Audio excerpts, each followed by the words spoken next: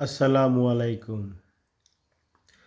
Advocate Fazlur Rahman, মুক্তিযোদ্ধা commander বীর বিক্রম, বীর মুক্তিযোদ্ধা। উনি গতকাল যখন সংসদ ভবনে ভাষণ দিচ্ছিলেন, তখন এই এনসিপি রাজাকারদের মুখে কোনো হাসির চিহ্ন নেই, হতাশার চিহ্ন আমি দেখতে পেয়েছি।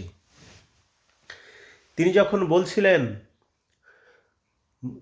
মুক্তিযোদ্ধা চলাকালীন যখন বাংলাদেশ স্বাধীনের পক্ষে বা স্বাধীন হয়ে গেছে, তখন শত শত রাজাকাররা আমার কাছে এসে আত্মসমর্পণ করছে, আমি কাউকে হত্যা করিনি।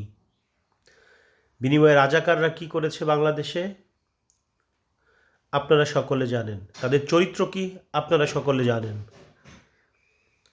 শেখ হাসিনার পতনের পিছনে কারা কাজ করেছে আপনারা জানেন, সবই এই স্বাধীনতা বিরোধী।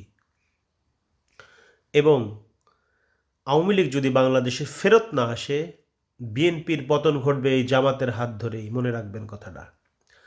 সংসদে তুমুল বিতর্ক চলে, কিন্তু আমাদের দেশের বর্তমান স্বরাষ্ট্রমন্ত্রী যিনি আছেন, তিনি অনেকটা সহানুভূতি দেখান এই রাজাকারদের জন্য।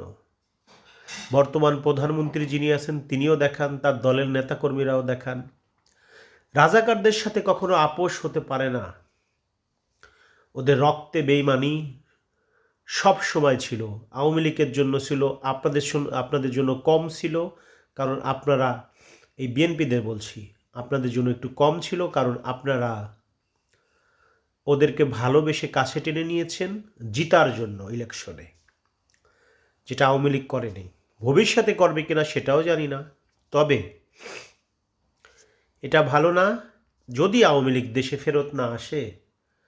আপনাদের পতন ঘটবে বিএনপির, এবং সেই পতন এই জামাতিরা করবে। তখন আপনারা নিশ্চিহ্নর পথে চলে যাবেন, মনে রাখবেন কথাটা। কারণ আওয়ামী লীগকে যেহেতু আপনারা স্পেস দিচ্ছেন না, আওয়ামী লীগও আপনাদেরকে ভবিষ্যতে দিবে না। সবাই ভালো থাকবেন। আল্লাহ হাফেজ।